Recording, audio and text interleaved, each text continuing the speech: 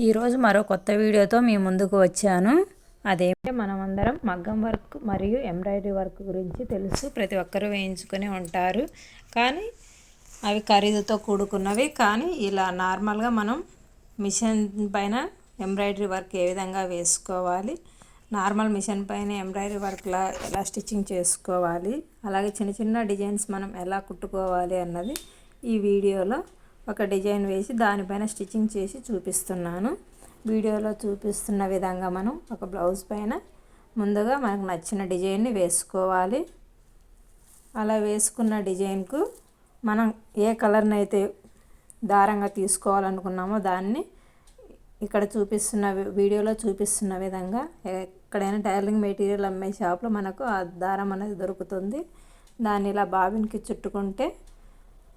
చుట్టుకొని మిషన్కి సెట్ చేసుకోవాలి.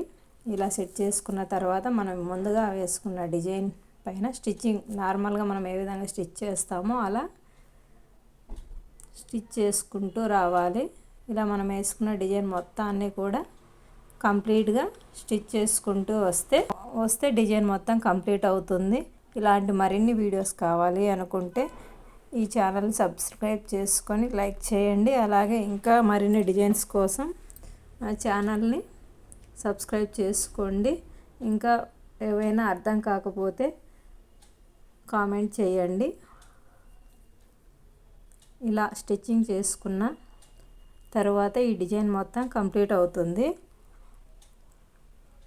ఇలా కంప్లీట్ అయిన డిజైన్ని మనకు ఎక్స్ట్రాలు ఉన్న దారాలను కట్ చేసుకుంటూ మనం స్టిచ్చింగ్ చేసుకుంటూ రావాలి.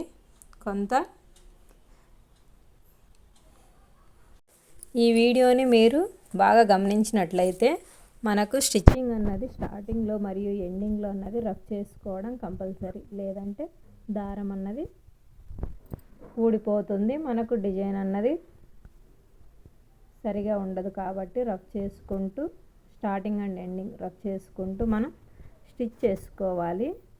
అలా స్టిచ్ చేసుకుంటూ డిజైన్ మొత్తాన్ని స్టిచ్ చేసుకోవాలి. ఈ వీడియో మొత్తం చూపించడానికి కావట్లేదు, నెక్స్ట్ వీడియోలో దీని కంటిన్యూ నెక్స్ట్ పార్ట్ ఉంటుంది.